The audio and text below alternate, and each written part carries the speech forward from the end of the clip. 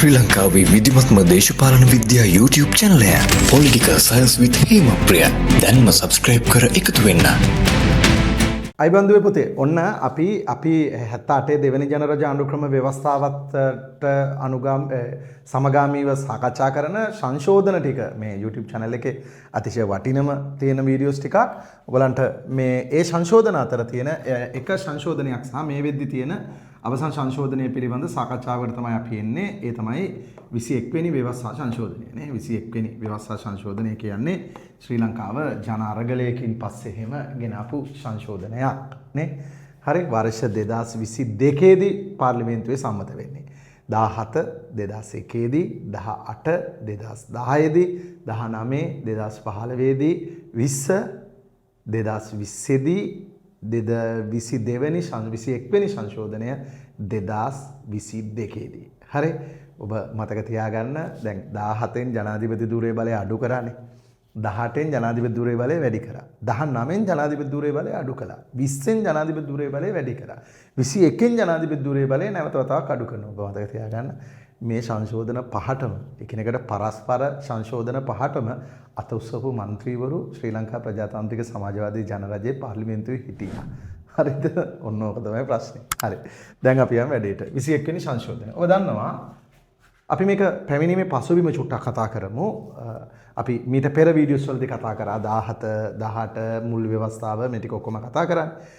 එතකොට 18 වෙනි 20 වෙනි ව්‍යවස්ථා සංශෝධනයේ ගෝඨාභය රාජපක්ෂ මහත්මයා ගේනවා. ගෝඨාභය රාජපක්ෂ මහත්මයා එතෙන්දී පැහැදිලිව කිව්වේ කාර්යක්ෂම පාලනයක් ශක්තිමත් නේ ජාතික ආරක්ෂාව තහවුරු කරන්න විධායක ජනාධිපති ධූරයේ බලය වැඩි කරන්න ඕනේ කියන එක තමයි කිව්වේ. විශේෂයෙන් 19න් ඇති කරපු අනුක්‍රම ව්‍යවස්ථා සභාව සහ ඒ පරිසරය අහෝසි කරන්න. පැහැදිලිව උන් නැතිවෙන්නේදී කිව්වා අපි ආපුවාම 19 වෙනි සංශෝධනය අයින් කළා ශක්තිමත් ස්ථාවර පාලනයක් ගේනවා කියන තැනට උන් ගෙනාවා. ඒ නිසා උන් ඒක කළා නැවත වතාවක් අර ජනාධිපති ධූරයේ බලතල. දැන් ඔක මෙහෙමනේ වෙන්නේ.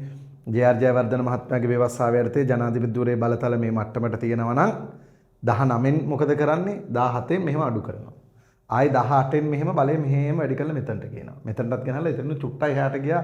අර ජනාධිපති ධූරයේ දැරීමට තිබුණු වාර ගණනට තිබුණු සීමාවත් අයින් කරගන්න.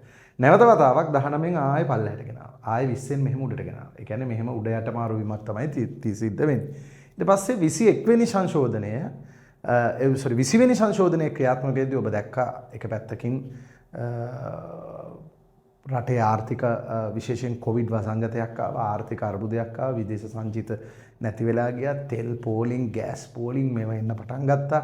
ගෝඨාභය රාජපක්ෂ මහත්මයා හිතුවක්කාරීව තමන්ගේ තනි අභිමතය මත සිස්ටම් එක චේන්ජ් කරන්න කියලා සමහර තීරණ නේ සංවරණයකින් තොරව ගත්ත සමහර තීරණයන් ඔහුට මේ රටේ පාලන ක්‍රමය පිළිබඳ අර්බුදයකට මේ රට ගෙනිච්චා. කොහොම නමුත් ඒකේ අවසන් ප්‍රතිඵලය වුණේ ඉතිහාසයේ පළවෙනි වතාවට මිනිස්සු පාරට බැහැලා ජනාරගලයක් කරලා ජනාධිපති ගෝඨාභය රාජපක්ෂ මහත්මයාව අයින් කරා. ඔබට මතක ඇති ඒකට ගෝල් ෆේස් අරගලය කියලා කියනවා. විවිධ තැන්වල තිබ්බ අරගල මේ ඔක්කොම එකතු කළා මේ කොහොමත් සමස්ත ජනාරගලයක් තිබ්බා. මේ ජනාරගලේ ප්‍රකාශිත අරමුණු වල තිබුණා පෞල්වාදය එපා, නීති ආධිපත්‍ය තහවුරු කරන්න, ඊට පස්සේ ප්‍රජාතන්ත්‍රවාදී ප්‍රතිසංස්කරණ දෙන්න, මානව හිමිකම් ආරක්ෂා කරන්න, හරි ආගමික කියන්නේ ආගමික අන්තවාදී විරෝධතාවය නේ. ඒ කියන්නේ අපි සමහර තැන්වලදී අපි දැකලා තියෙනවා අපේ රටේ ආගමික අන්තවාදී කණ්ඩායම් ඉන්නවා නේ. ඒවට දැඩි විරෝධය මේ සියල්ල මේ ගෝල්ෆේස් අරගලයේ ප්‍රමුඛ ඒ ජනාරගලයේ ප්‍රකාශිත අරමුණු බවට පත් වුණා. මේ නිසා ගෝඨාභය රාජපක්ෂ මහත්මයාට ධූරයෙන් ඉල්ලා අස් වෙන්න සිද්ධ වුණා. ඒක තමයි ශ්‍රී ලංකාවේ විධායක ජනාධිපතිවරයෙක් පළවෙනි වතාවට ඉල්ලා අස් වෙච්ච අවස්ථාව. ෆස්ට් ඇන්ඩ් ලාස්ට් ධූරයේ සිටීදී මිය ගියා ප්‍රේමදාස මහත්මයා. මෙතෙන්දී ජනාධිපතිවරයා ඉල්ලා අස් වුණා. අන්න ගෝඨාභය රාජපක්ෂ මහත්මයා ඉල්ලා අස් වුණාට පස්සේ පාර්ලිමේන්තුව විසින් ඔබට මතක ඇති නේ ඊටම ආර්ථික වශයෙන් එහෙම අපිට මේ මොහොතේ මහ භාණ්ඩාගාරයේ සතුව තිබුණේ ඩොලර් මිලියන 20ක් වගේ මුදලක් නේ. අපිට තෙල් නැවක්වත් මිලදී ගැනීමේ හැකියාවක් තිබෙන්නේ නැහැ. ඒ නිසා මේ වෙලාවේ පාර්ලිමේන්තුවේ බහුතර කැමැත්ත මත විශේෂයෙන් පාර්ලිමේන්තුවේ 134 දෙනෙක්ගේ කැමැත්ත මත එක්සත් ජාතික පක්ෂයේ නායක රනිල් වික්‍රමසිංහ මහත්මයා අග්‍රාමාත්‍යවරයා ලෙස තමයි ඒ වෙද්දිත් හිටියේ. ගෝඨාභය රාජපක්ෂ මහත්මයා යටතේම රනිල් වික්‍රමසිංහ මහත්මයා අග්‍රාමාත්‍යවරයා ලෙසපත් වුණා. ඊට පස්සේ ගෝඨාභය රාජපක්ෂ මහත්මයා ඉවත් වුණාට පස්සේ රනිල් වික්‍රමසිංහ මහත්මයා ජනාධිපතිවරයෙකු විරුද්ධ දුන්නා. නමුත් ලංකාවේ අගමැති ජනාධිපති වුණාට නීතියට අනුව පාර්ලිමේන්තුව විසින් අනුප්‍රාප්තික ජනාධිපතිවරයෙක් තෝරගන්න ඕන. මේ අනුව පාර්ලිමේන්තුව විසින් අනුප්‍රාප්තික ජනාධිපතිවරයා ගෝඨාභය රාජපක්ෂ මහත්මයාගේ ඉතිරි නිල කාලය ගත කිරීම සඳහා අනුප්‍රාප්තික ජනාධිපතිවරයා හැටියට ගෝඨාභය මේ රනිල් වික්‍රමසිංහ මහත්මයාව පත් කරගත්තා. ඊට පස්සේ ඒ පාර්ලිමේන්තුව විසින් ගෙනාපු සංශෝධනයක් තමයි මේ 21 වෙනි සංශෝධනය. මේ 21 වෙනි සංශෝධනය वर्ष 2022 ඔක්තෝබර් මාසේ 31 වෙනිදා ශ්‍රී ලංකා පාර්ලිමේන්තුව විසින් සම්මත කරගත්තා. ප්‍රශ්නේ මෙන්න මෙච්චරයි. මේ මේ සංශෝධනයේ ප්‍රධාන අරමුණ මොකක්ද? ඒකට අධිකරණ අමාත්‍ය විජේදාස රාජපක්ෂ මහත්මයා ප්‍රකාශ කළා 20 වෙනි සංශෝධනයේ අංග ඉවත් කොට ප්‍රජාතන්ත්‍රවාදී නොවන අංග ඉවත් කොට 19 වෙනි සංශෝධනයේ තිබූ ප්‍රජාතන්ත්‍රවාදී ලක්ෂණ නැවත ආණ්ඩු ක්‍රම ව්‍යවස්ථාවට ඇතුළත් කොට වඩාත් ප්‍රජාතන්ත්‍රවාදී ස්වරූපයක් විධායක හා ව්‍යවස්ථාදායක බලතුලනයක් මගින් රටේ පරිපාලනය ගෙන යාම. හරි, ඒ කියන්නේ නැවත වතාවක් ප්‍රජාතාන්ත්‍රික ප්‍රතිසංස්කරණ සම්බන්ධයෙන් වූ ඉල්ලීමක් තමයි තියෙන්නේ. 19 වෙනි සංශෝධනයේ තිබූ ප්‍රජාතන්ත්‍රවාදී ලක්ෂණ නැවත ආණ්ඩු ක්‍රම ව්‍යවස්ථාවට ඇතුළත් කොට වඩාත් ප්‍රජාතන්ත්‍රවාදී ස්වරූපයකින් විධායක හා ව්‍යවස්ථාදායක බලතුලනයක් මගින් රටේ පරිපාලනය මෙහෙවීම තමයි මේකේ ප්‍රධානම අරමුණ බවට පත් වුනේ. හරි, විශේෂයෙන්ම අරගල කරුවන්ගේ ඉල්ලීම උනේත් ප්‍රජාතන්ත්‍රවාදී ප්‍රතිසංස්කරණ ජන අරගලයේ එක ඉල්ලීමක් තිබුණා. 21 වෙනි සංශෝධනයෙන් එම අරමුණු ඉටු වෙනවා කියලා මේක ගෙනාපු අය කියන්න පටන් ගත්තා. කොහොම නමුත් මේ වෙනකොට හරි මේ තියෙන ජන අරගලයේ අපි ගෝල්ෆේස් අරගලයේ නේ ලෝකයේ අසතුටින් මිනිස්සු ඉන්න රට අපේ රට වෙන්නේ නැති කියලා ඒ වගේ දේවල් තමයි ගෝටා ගෝ හෝම් නේ හරි මේ enough family robbery give us our money නේ පෞල් වාදය මේ දේවල් වලට ඊටම දැඩි විරෝධතාවයක් මේක ඇතුලේ තිබුණා. රයිට්. කොහොම නමුත් අපි මෙන්න මෙතනදී අතිශය තියෙන්නේ ඒකට අදාළ ෆොටෝස් ඔබ දකිනවා නේ මේ හරි මේ එතකොට ආණ්ඩුව පන්නමු ක්‍රමයේ පෙරලමු නේ ඒ වගේ දේවල් ඔබ දැක්කා. කොහොම නමුත් ඊටම නිර්මාණශීලීව මේ අරගලය ක්‍රියාත්මක වුණා. ඒ අරගලයේ ෆොටෝස් තමයි ඔබ මේ දකින්නේ නේද? හරි. මේ ශ්‍රී ලංකා needs නෙල්සන් මැන්ඩෙලා අපිට නෙල්සන් මැන්ඩෙලා කෙනෙක් ඕනි කියලා එහෙම කියනවා. රයිට්. කොහොම නමුත් මේ විදිහට අපි ඉස්සරහට ගියොත් ඔන්න ඔය වෙලාවේ විපක්ෂ නායක සජිත් ප්‍රේමදාස මහත්මයාත් මේ සංශෝධනයට සහාය දුන්නා.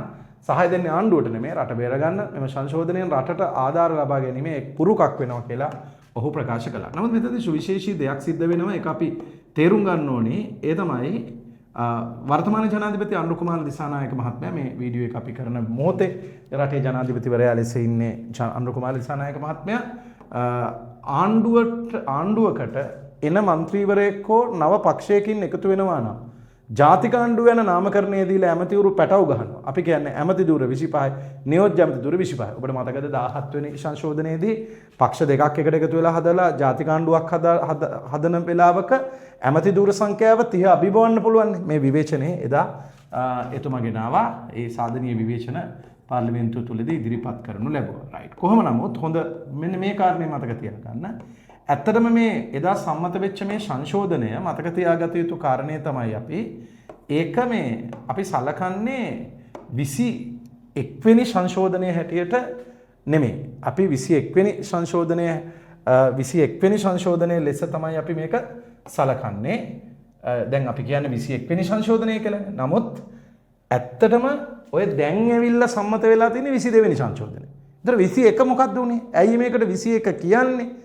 හරි මම ආයෙ කියන්නද ඔබට දැන් ඔය පාර්ලිමේන්තුවේ සම්මත වෙලා තියෙන සංශෝධනය තියෙනව නේද? ඒ සංශෝධනය 22 වෙනි සංශෝධනය. 22 සම්මත වුණාට පස්සේ 21 වුණා. ඒතර 21 සමගි ජන බලවේගයේ විසින් තමයි 21 වෙනි සංශෝධනය පාර්ලිමේන්තුවට ගෙනාවේ. හැබැයි ඒ සංශෝධනයේ ප්‍රශ්නයක් තිබුණා. ඒ තමයි මේ සංශෝධනය පාර්ලිමේන්තුවේ 3න් 2කට අමතරව ජනමත විචාරණයකින් සම්මත වෙන්න ඕනි කියන කාරණාව කිව්වා. මේක පාර්ලිමේන්තුවේ 3න් 2කට අමතරව ජනමත විචාරණයක් අවශ්‍යයි කියන තර්කය ඉදිරිපත් වුණා.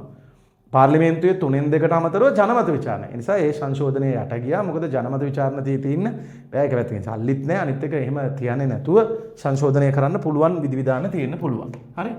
ඒ නිසා උනේ මොකක්ද? දැන් සජබෙන් ගෙන ආපු එක 21. ඒක ශේෂ්ඨාධිකරණය කිව්වා. පාර්ලිමේන්තුවේ න්‍යාය පත්‍රයේ තියෙද්දිම ශේෂ්ඨාධිකරණය පැහැදිලිව කිව්වා මේකට 3න් 2කට අමතරව ජනමත විචාරණයක් ඕනේ. ඒ තියෙද්දි 22 ගෙනාවා.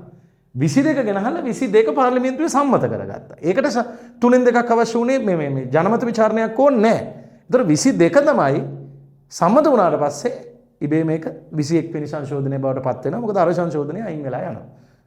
හරි සජබෙන් ගෙන ආපු 21ට ජනමත විචාරණයක් ඕනේ නිසා ඒක න්‍යාය පත්‍රයේ තියෙද්දිම 22 ගෙනහල්ලා ඒකට ආණ්ඩුව ඒක සම්මත කරගන්නවා. ඒකට සජබෙත් සහයෝගය ලබා දුන්නා. මොකද ඒගොල්ලෝ ගෙන ආපු එකේ ප්‍රශ්නයක් තිබ්බ නිසා. කොහොම නමුත් මෙන්න මේ විදිහට 22 වෙනි සංශෝධනය ගෙනීම සමගි ජන බලවේගයේ විසින් 21 වෙනි සංශෝධනය ඉදිරිපත් කළා. එහිදී විධිවිධාන පාර්ලිමේන්තුවේ 3න් 2කට අමතරව ජනමත විචාරණයකින් සම්මත විය යුතු බව පෙන්වලා දුන්නා. ඊට පස්සේ නැවත වතාවක් මොකද්ද? ඔන්න 21 වෙනි සංශෝධනය පාර්ලිමේන්තුවේ දැන් සම්මත වුණා. 3න් 2කින් මේක මම හිතන්නේ 170 ගාණක් වගේ මේකට පක්ෂවත් ඉස්සුවා. රයිට්. මේ විදිහට. ඔබට මතකද 17 වෙනි සංශෝධනය මම මේ පෙන්වන්නේ ජනාධිපතිගේ බලය පාලනය කරන්න ආණ්ඩු ක්‍රම ව්‍යවස්ථා සභාවක් ගෙනාවනේ පළවෙනි වතාවට 17. ඊට පස්සේ 18න් අපි ඒක 18න් ගෙනාපු සභාව ඔබට මතකයිනේ පාර්ලිමේන්තු සභාවනේ. පාර්ලිමේන්තු සභාව. ඒකේ 5 දෙනා. ඊට පස්සේ 19න් ඔබට මතකද නැවත වතාවක් ආණ්ඩු ක්‍රම ව්‍යවස්ථා සභාව ගෙනාවා. ඒක 10 දෙනෙක්ගෙන් යුක්ත ආණ්ඩු ක්‍රම ව්‍යවස්ථා සභාව. මතකයිනේ 19න් මම මේව නැවත කතා කරන්නේ නැහැ. මේ channel එකේ තියෙන අනිත් වීඩියෝස් වලින් බලන්න. ඊට පස්සේ 20න් නැවත ගෙනාවා ගෝඨාභය මහත්තයා පාර්ලිමේන්තු සභාව. මතකයිනේ පාර්ලිමේන්තු සභාව කියලා ආයතනයක් පිහිටුවා 20න්. ඊට පස්සේ 21 වෙනි සංශෝධනය ආණ්ඩු ක්‍රම ව්‍යවස්ථා නැවත වතාවක් අර ආණ්ඩු ක්‍රම ව්‍යවස්ථා සභාව ගෙනාවා. ඒ කියන්නේ මේ මොහොතේ ලංකාවේ ක්‍රියාත්මක වෙන 21 වෙනි සංශෝධනය යටතේ ජනාධිපතිවරයාට පත්කිරීම සම්බන්ධයෙන් තිබූ බලය යම් ප්‍රමාණයකට සීමා කරන්න නැවත වතාවක් ආණ්ඩු ක්‍රම ව්‍යවස්ථා සභාව ගෙනාවා. එතකොට 10යිනේ 17න් එකේ 10යි 19 එකේ 10 දෙනෙක් හිටියා මේකෙත් 10 දෙනෙක් ඉන්නවා. හැබැයි මේ තුනේ විශේෂත්වය තමයි මේ 10යි ස්වරූපය පොඩ වෙනස් වෙනවා. ඔබට මතක ඇති 17 දී සිවිල් වැසියෝ 7 දෙනයි පාර්ලිමේන්තු මන්ත්‍රීවරු 3 දෙනයි. 18 දී 19 දී සිවිල් වැසියෝ 3 දෙනයි පාර්ලිමේන්තු මන්ත්‍රීවරු 7 දෙනයි. මතකයිනේ 18න් පිහිටවපු පාර්ලිමේන්තු සභාවේ පාර්ලිමේන්තු මන්ත්‍රීවරුම 5 දෙනයි. 20න් පිහිටවපු එකේ පාර්ලිමේන්තු මන්ත්‍රීවරුම 5 දෙනයි. මේකේ කොහොමද? බලමු. මෙන්න බලන්න. ආණ්ඩු ක්‍රම ව්‍යවස්ථා සභාව පිහිටුවීම ඒකේ 10 දෙනෙක් ඉන්නවා. අර වගේමයි. 10 දෙනෙක් ඉන්නවා. ඒ 10 දෙනා අර පුළුවන් හිමින්ට මේක සටහනක් දාගන්න ඕන ලස්සනට.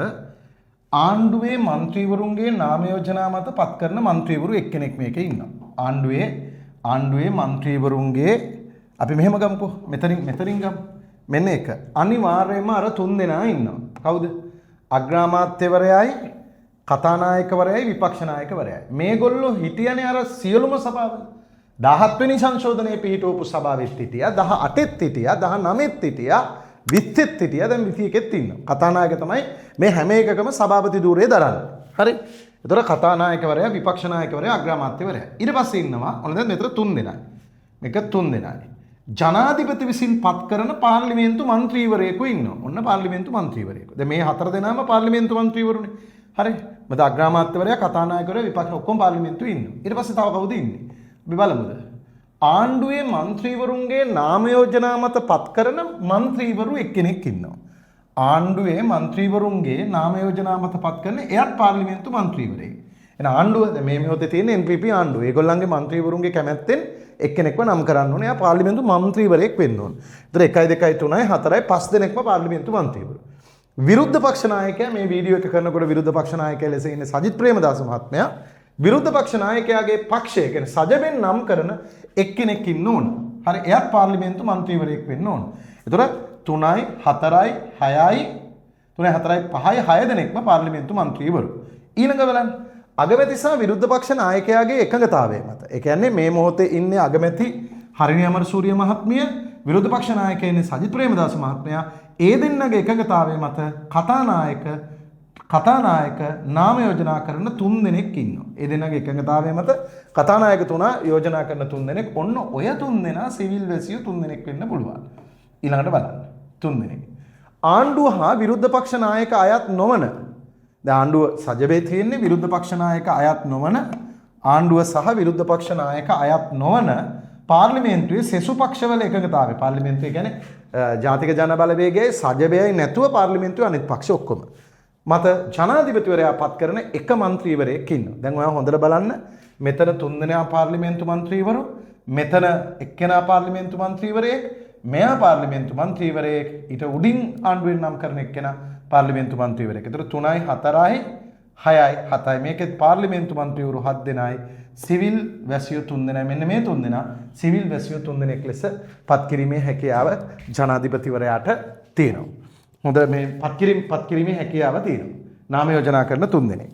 එතකොට විශේෂයෙන් එතනදී මතක තියාගන්න මේ 3 දෙනා පත් කරනකොට වෘත්තීය ජීවිතයේදී කීර්තියට පත් කිසිදු පක්ෂයක සමාජිකයෙක් වෙන්න බෑ මේ 3 දෙනා. පක්ෂවල මෙම්බර්ස්ලා මෙතනට පත් කරන්න බෑ. හරි?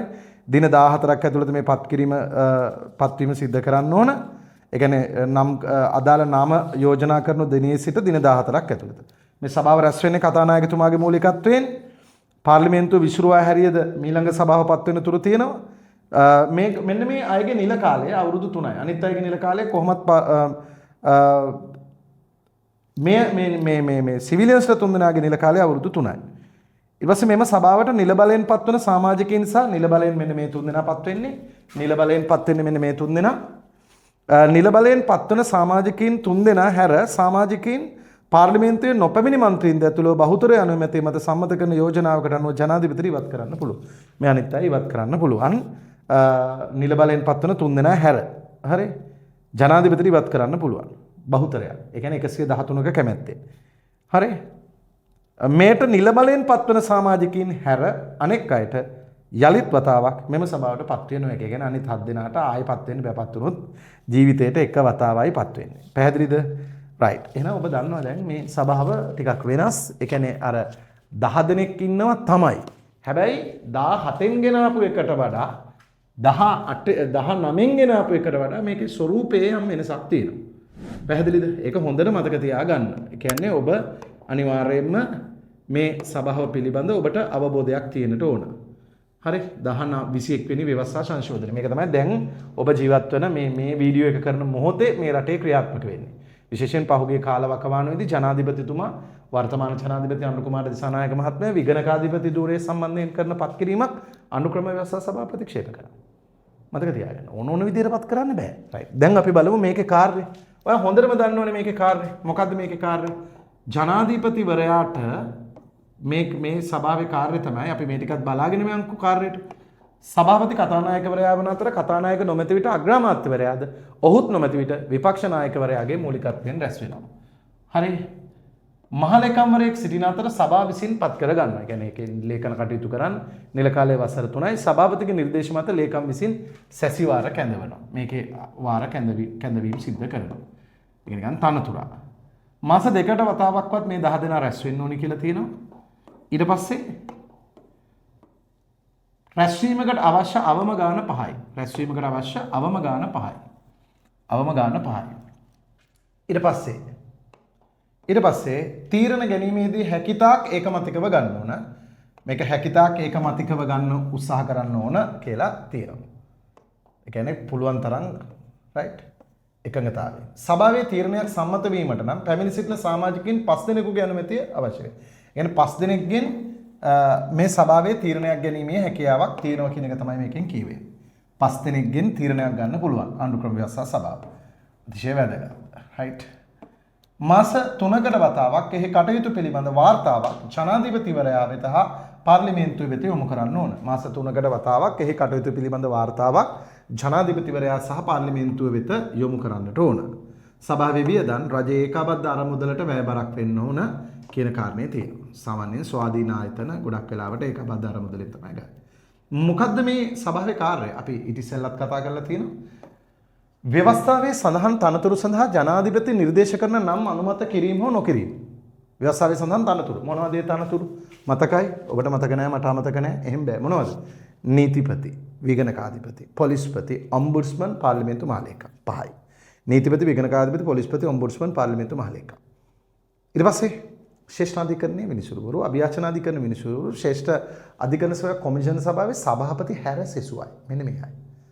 පත් කරනකොට කොහොමද පත් කරන්නේ? ජනාධිපතිතුමා නම් යෝජනා කරනවා. මෙයා සුදුසුයි.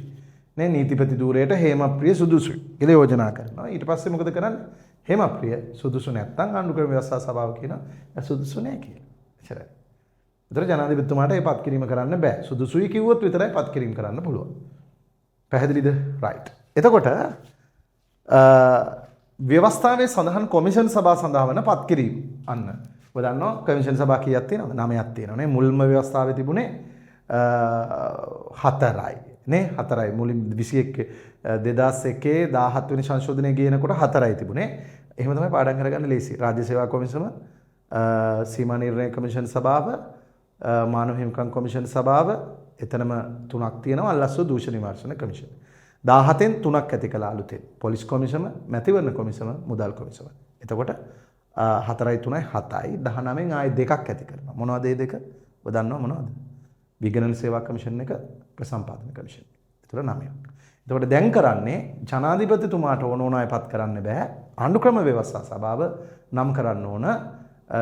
මෙන්න මේ අය තමයි පත් කරන්න ඕනේ. අපි නිකන් උදාහරණයක් ගමු. මැතිවරණ කමිෂන් එකේ සමාජිකව 5 දෙනෙක් ඉන්නවා. මේගොල්ලන්ගේ නිල කාලය අවසන් වුණාට පස්සේ ආණ්ඩුක්‍රම ව්‍යවස්ථා සභාව තමයි ඊළඟට මේ ඒකේ 5 දෙනාව නම් කරන්නේ. ඒතර ජනාධිපතිතුමාට තියෙන්නේ පත් කිරීම කරන එක විතරයි. එයාට ඕන විදිහට බෑ. මේ ස්වාධීන කමිෂන් සභාව ස්වාධීන විය යුතුයි කියන තැන ඉඳගෙන තමයි මේ විදිහට වෙන්නේ. ඒසයි ඊටාම හොඳ දෙයක්. හරි. එතකොට මේකේ තීරණ ගන්නකොට පුළුවන් තරම් 5 දෙනෙක් ගන්න ඕන. ඔබට මතකද මම නිකන් ඔබට කියන්නම් ඔය ලංකාවේ ඊටාම දැඩි ආందోලනට ලක් වෙච්ච පොලිස්පතිවරයෙක් තමයි දේශබන්දු තෙන්නකෝන් මහත්මයා. නේ මේ දේශබන්දුගේ පත් කිරීම සම්බන්ධයෙන් ආණ්ඩුක්‍රම ව්‍යවස්ථා සභාවේ ඇතිවෙච්ච කාරණාව ඔබට මතකද ඒ වෙලාවේ? මොකද ඔය සභාපති ධූරය දරන කතානායකට ඡන්දේ දාන්න බෑ. හැබැයි ඡන්ද 4 සමාන වුණොත් ඡන්දේ දාන්න පුළුවන්. දැන් මෙයාත් ඒතර 4 8යි මෙයයි 9යිනේ. ඊට පස්සේ තව එක්කෙනෙක් ඉන්න එපා. මේකෙදි උනේ මගේ මතකේ නිවැරදි නම් දේශබන්දු තෙන්නකෝන් මහත්මයාට පක්ෂව 4ක් ලැබුණා. හරි. විපක්ෂව 4ක් ලැබුණා. ඒතර 4 8යි. 5ක් නැහැනේ. ඊට පස්සේ එක්කෙනෙක් ඡන්දය ප්‍රකාශ නොකර හිටියා. ඒතර 4 8යි 9යි. මෙයා අර ස්වාධීන අර මේ සිවිල් එක්කෙනෙක් ඡන්දය ප්‍රකාශ නොකර හිටියා. දේශබන්දු තෙන්නකෝන් මහත්මයාගේ පත් කිරීම ගැන ඊට පස්සේ කරේ දැන් 4යිනේ. ඊට පස්සේ දැන් 4 වුණාන් තීරක ඡන්දය දාන්න කතානායකට පුළුවන්. කතානායක කරේ මොකද්ද? තමන්ගේ එකත් මාත් එකඟයි කියලා දාලා ජනාධිපතිතුමාට දේශබන්දුගේ පත්වීම ඕකේ කළා යවුවා. රනිල් වික්‍රමසිංහ මහත්මයා ඒකපත් කරා. ඉතින් ඒ ආණ්ඩුවේ ඒ දේශබන්දු තෙන්නකෝන් මහත්මයා පත්වීම සම්බන්ධයෙන් ඊටම දැඩි විවේචනයක් එල්ල වුණා ඒ අවස්ථාවේදී. ඉතින් ඒවා ඒ වෙලාවේ කරපු සමහර දේවල් වල තියෙන වැරදි පස්සේ කාලේ උන්ට පාරාවලක් වෙලා ඉතින් ඇවිල්ලා තියෙනවා නේ. දේශබන්දු තෙන්නකෝන් මහත්මයා මම හිතන්නේ පොලිස්පති ධූරයෙන් ඉවත් කරා ඔබට මතක ඇති. හරි. එතකොට මේ එහෙම රයිට්. එහෙමනම් ඔන්න ඔය විදිහට තමයි මේ පත් කිරීම සිද්ධ වෙන්නේ කියන එක මතක තියාගන්න. එතකොට ඔබ දන්නවා කමිෂන් සභා ටික, මැතිවරණ කමිෂන් සභාව තියෙනවා, රාජ්‍ය සේවා කොමිෂන් සභාව තියෙනවා, ජාතික පොලිස් කමිෂන් එක, විගණන සේවා කමිෂන් එක. අන්න මේකෙදි මතක තියාගන්න ගෝඨාභය මහත්තයා 20න් අයින් කරපු විගණන සේවා කමිෂන් සභාව යලිත් ස්ථාපිත කරා. ප්‍රසම්පාදන කමිෂන් එකත් යලිත් ස්ථාපිත කරා 21 වෙනි සංශෝධනයේ. ඒක මතක තියාගන්න. ඊට පස්සේ ව්‍යවස්ථාවේ සඳහන් කොමිෂන් සභාවල පුරප්පාඩුවක් ඇති වූ විට ආණ්ඩුක්‍රම ව්‍යවස්ථා සභාව විසින් ඒ සඳහා නම් යෝජනා කරනු ලබන. එම නාම යෝජනා ජනාධිපති විසින් පත් කළ යුතුයි. පත් නොකර සිටීමට ජනාධිපතිට බලය නැහැ. හරි. ඊළඟට බලමු මේ තනතුරු ටික අපි දන්නවා. අධිකරණයේ ටික අපි මුලින් ඉඳලම පාඩම් කරන්නේ.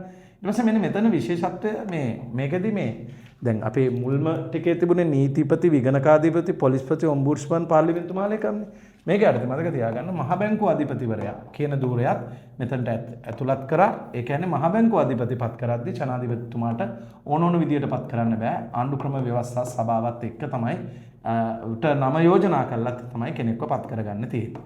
ඊළඟ එක හරි. මෙතන ඉහත ධූරයක් සම්බන්ධයෙන් පුරප්පාඩුව විට ජනාධිපති ඒ සම්බන්ධයෙන් නම් යෝජනා කරයි. එමනම් ආණ්ඩුක්‍රම ව්‍යවස්ථා සභාව විසින් අනුමත කරන්න ඕන. ඊට පස්සේ මේ 21 වෙනි සංශෝධනය ඇතුලේ තව අපි දැකපු කාරණා කීපයක් ඔබට අපි මතු කරන්නම්.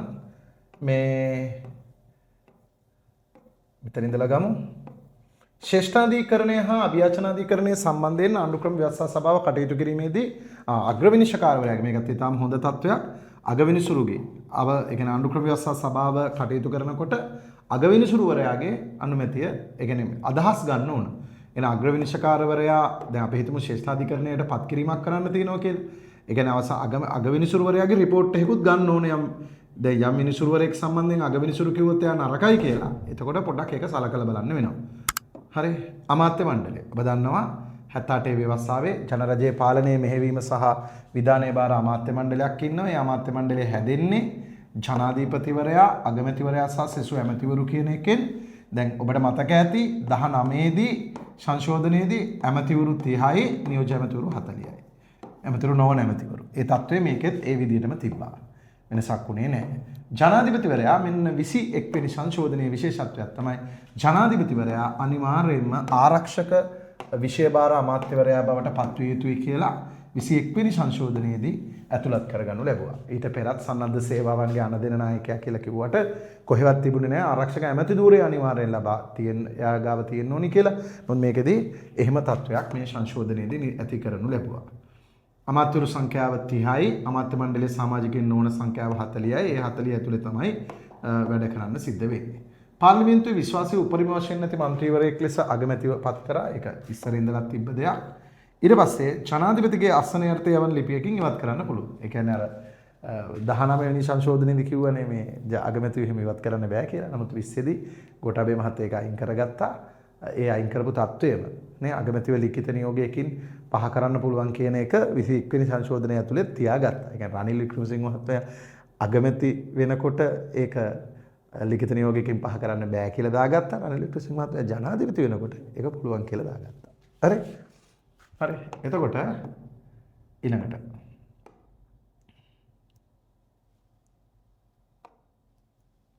අපි ගත්තොත් ජනාධිපති අස්සන යටතේ එයාව අයින් කරන්න පුළුවන්. ආයි නැවත වතාවක් දිත්තපුර වැසියන්ට ඉතා දැඩි විරෝධයක් ආවා. මේ දිත්තපුර වැසියෝ ලංකාව පාලනය කිරීම සම්බන්ධයෙන් නැවත වතාවක් ඒක අයින් කරා. දිත්තපුර වැසියන්ට පාර්ලිමේන්තුවට පත්වීමට තියෙන ඉඩකඩ අයින් කරනු ලැබුවා. ඩයනගමගේ මන්ත්‍රීතුමගේ මන්ත්‍රී ධූරය හොසි වුණා ඔබට මතක ඇති. හරි. පනත් කෙටුම්පතක් පාර්ලිමේන්තුවේ න්‍යාය පත්‍රයට ඇතුළත් කොට දින 14ක් ඇතුළත අර 7 කියන එක නැවත 14ක් බවට පත් කරා. ඒ කියන්නේ මිනිසුන්ට වැඩි අවකාශයක් දුන්නා ඒ සම්බන්ධයෙන් මිනිසුන්ට මාධ්‍ය ආයතනවලට කටයුතු කරන්න. මුල්ම ව්‍යවස්ථාවේ තිබුණේ 7 ඒක 19 වෙනි එකෙන් 14ක් කරා 20න් නැවත 7ක් කරා 18න් නැවත 19 වෙනි සංශෝධනයෙන් තමයි 14 කරේ 20න් 7 කරා 21න් නැවත වතාවක් දින 14ක් කියන මට්ටමට පත් කරා. එහෙමනම් ඔන්න ওই විදියට තමයි 21 වෙනි සංශෝධනය ලංකාවේ ක්‍රියාත්මක වෙන්නේ. මේ මොහොත වන විට 21 වෙනි සංශෝධනය තමයි තියෙන්නේ. ඒතර අපි 21 වෙනි සංශෝධනය හඳුනගන්නේ ශ්‍රී ලංකාවේ ප්‍රජාතන්ත්‍රවාදී අවකාශය වර්ධනය කිරීමට ගෙන ආපු සංශෝධනයක්. විශේෂයෙන්ම ජනාධිපතිවරු සතු අත්නෝමතික බලතල සීමා කරමින් ප්‍රජාතන්ත්‍රවාදය ආරක්ෂා කරන්න කටයුතු කරන සංශෝධනයක් ලෙස තමයි සැලකන්නේ. හැබැයි ඒක 19 තරම් ඉස්සරහට ගිය සංශෝධනයක් නෙමෙයි. ආර්ථික අර්බුදය ඇති වෙච්ච වෙලාවේ මම හිතන්නේ ඒක කළමනාකරණය කරන්න යම් ආකාරයක විධායකයේ ශක්තිමත් වීතිය කියන පදනම මත ඉඳගෙන යම් ප්‍රජාතන්ත්‍රවාදී ප්‍රතිසංස්කරණ පමණක් ඇතුළත් කරමින් කරපු සංශෝධනයක් ලෙස තමයි අපි 21 වෙනි ව්‍යවස්ථා සංශෝධනය හඳුනගන්නේ. එහෙමනම් ඔයා දැන් අපි මේ සංශෝධන සම්බන්ධ වූ වීඩියෝ සීරීස් එක මේ channel එකේ අවසන් කරනවා. ඔබට මතකද 17 වෙනි සංශෝධනය ආණ්ඩුක්‍රම ව්‍යවස්ථා සභාව, 18 පාර්ලිමේන්තු සභාව, 19 ආණ්ඩුක්‍රම ව්‍යවස්ථා සභාව, 20 පාර්ලිමේන්තු සභාව, 21 නැවත වතාවක් ආණ්ඩුක්‍රම ව්‍යවස්ථා සභාව. මේවා පොඩ යම් ආකාරයකට වෙනස් වෙනවා කියලා ඔබ අනිවාර්යයෙන්ම මතක තියාගන්න. සංයුතීන් වල යම් වෙනස්කම් තියෙනවා. හැබැයි අරමුණු එකම අරමුණු බවට පත් වුණා. ඊට පස්සේ නැවත වතාවක් ඔබ ගත්තොත් මෙන්න මෙහෙම අපිට මේ සංශෝධන හඳුනා ගන්නවා. 17 වෙනි සංශෝධනයේ ආරමුණ විධායක ශනාධිපති ධූරයේ බලය සීමා කරමින් ස්වාධීන කමිෂන් සභා බල ගැන්වීම. 18 වෙනි සංශෝධනයේ ආරමුණ ආර්ථික සංවර්ධනයට අවශ්‍ය දේශපාලන ස්ථාවරත්වය සහ කාර්යක්ෂම පාලනය ඇති කිරීම සඳහා ජනාධිපති ධූරයේ බලය වැඩි කරමින් ජනාධිපතිවරයාට පත්වීමට ඇති වාර දෙකේ සීමාව ඉවත් කිරීම 19 වෙනි සංශෝධනය ප්‍රජාතන්ත්‍රවාදය සහ යහපාලනය ස්ථාපිත කිරීම නැවත වතාවක් ඊට පස්සේ 20 වෙනි සංශෝධනය ජනාධිපති ධූරයේ බලතල වැඩි කරමින් කාර්යක්ෂම පාලනයක් කරා ආර්ථික ස්ථාවරත්වයක් ඇති කිරීම කියන අරමුණ ඒගොල්ලෝ ඉදිරිපත් කරා 21 වෙනි සංශෝධනය ජනාධිපති ධූරයේ බලතල අඩු කරමින් නැවත වතාවක් ලංකාවේ ප්‍රජාතන්ත්‍රවාදී පාලනය ගොඩනැගීම කියන එක ගත්තා. අපි සරලව ගත්තොත් 17 වෙනි සංශෝධනයෙන් ජනාධිපති ධූරයේ බලතල අඩු කළා 18 වෙනි සංශෝධනයෙන් ජනාධිපති ධූරයේ බලතල වැඩි කළා 19 වෙනි සංශෝධනයෙන් නැවත වතාවක් අඩු කළා 20 වෙනි සංශෝධනයෙන් වැඩි කළා 21 වෙනි සංශෝධනයෙන් නැවත වතාවක් අඩු කළා. එහෙමනම් ඔන්න පොලිටිකල් සයන්ස් නේ ඉගෙන ගන්න දරුවන්ට අපේ YouTube channel එකෙන් ඉතා වටිනා වීඩියෝස් කීපයක් ගෙනහලා තියෙනවා. 17, 18, 19, 20, 21 සංශෝධන සියල්ලම මේ channel එකේ දැන් සම්පූර්ණයි. ඔයගොල්ලන්ට බලන්න පුළුවන්. ඊට අමතරව ඔබට මතක් කරගන්න ඕන මම විසින් රචනා කරපු කෘතියක් තියෙනවා 1978 ව්‍යවස්ථාව සම්බන්ධයෙන්. මේක සාරසත් බුක් ෂොප් එකෙන් එහෙම අට ඔන්න මිලදී ගන්න පුළුවන්. මේ සංශෝධන සම්බන්ධ සම්පූර්ණයෙන් ලිඛිත කොටස් ටික මේ 78 ව්‍යවස්ථාවේ තියෙනවා. මේක තමයි ලංකාවේ ගොඩක් ගුරුවරු සහ ශිෂ්‍ය ශිෂ්‍යාවෝ රෙෆරන්ස් කරන පොතක් බවට පත් වෙලා තියෙන්නේ. විශේෂයෙන්ම මේ A level syllabus එකට අදාළ වන ආකාරයට ඉතා විධිමත්ව සකස් කරපු කෘතියක්. එහෙමනම් අපි වෙන වීඩියෝ එකකින් හම්බෙමු. ඔයගලන්ට මේ ලබාගෙන දැනුම ලබාගෙන විශ්වවිද්‍යාලයට ගිහිල්ලා නේ රටට වැඩදායි කෙනෙක් බවට පත් වෙන්න කියලා ප්‍රාර්ථනා කරනවා. ඒ වගේම අනිත් පැත්තට අපේ ඔන්ලයින් ක්ලාසස් තියෙනවා ලංකාවෙම ශිෂ්‍ය දරුවෝ එකට එකතු කරගෙන කරන එකටත් සම්බන්ධ වෙන්න පුළුවන්. එහෙනම් අපි වෙන වීඩියෝ එකකින් හම්බෙමු. ආයිබෝවන්.